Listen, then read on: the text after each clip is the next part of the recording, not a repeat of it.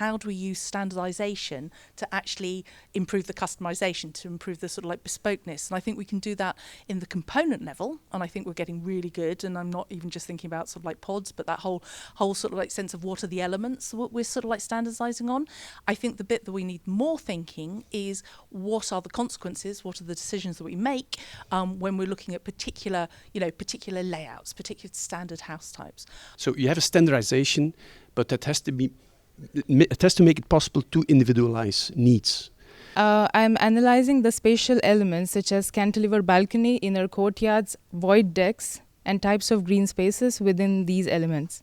To do so, a conceptual framework of socio-spatiality is used. How we can best use house types for our upcoming development projects. And my fear and the risk that I see with that is that is something that I see with UK house building a lot, and it is this idea that you standardise everything, and what you lose is that ability, I suppose, to adapt to customer needs or to community needs. Particularly, I think, in communal spaces between housing, I think those are severely disadvantaged in UK developing housing developments. We don't have a problem with the framework. We have enough of framework. Unlike vitamin D, we don't have deficiency in frameworks, and there are plenty of frameworks.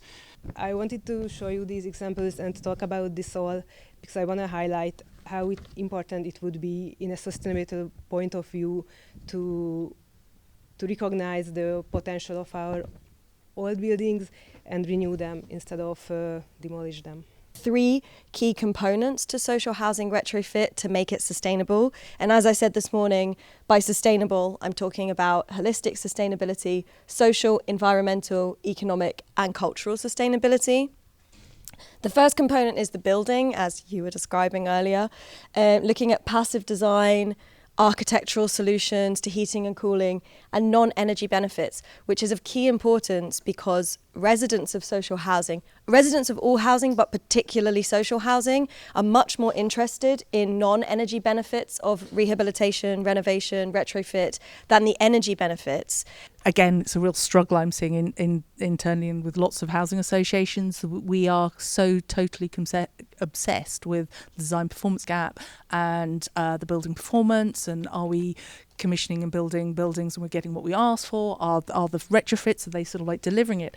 That actually we're forgetting the how is it working for our residents? How is it working through that process, as well as how are the homes actually working with them? And how do we go from, again, this quite technocratic, here's the thing, how do you know if the thing is working, the homes, even the neighbourhoods, against that, how do we know that our communities are working, and how do you know that individuals are working them? Maybe we have to go back to some really basic ethnographic relationship things, spending the time actually really getting to talk to people about what is important, because it takes time to build up trust so you actually get reasonable answers. What I learned about that is that, first of all, it's true, you can't expect from inhabitants or from owners or for end users to take decisions. I mean, that's not correct. You can't. They look to you as a technical person who has the knowledge to give the decision, to give the solution. The most important thing is that from the beginning on, you ask them what is your main need and desire and wish. So they will make you the questions. It's not you who have to make the questions. They will give you the questions. And in the process of finding together answers, at the end, at least during these 3 years, all discussions were about how do you want to live as a community in the neighborhood. It is not about technical solutions. It's not about how many rooms do I need. No, it's about how do we would like to live together in a neighborhood. But the final type of housing flexibility and adaptability I think we have to think really hard about is that social adaptability, that negotiation that goes on in how we use spaces, how we live together, how we sort of like change what we sort of like do.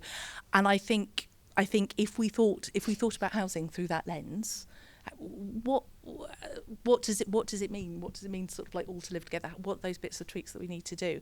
We would automatically come up with, places and homes which would suit people a lot better. Because it was done to protect how the building looks like, but not what the building should do. So extremely careful when I talk about community, because communities could be nasty.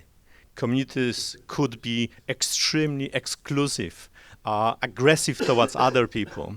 If you can manage flexibility on how in one same building during your lifespan you can move from one floor to another because you have other needs, that's a tremendous strong element of flexibility in housing.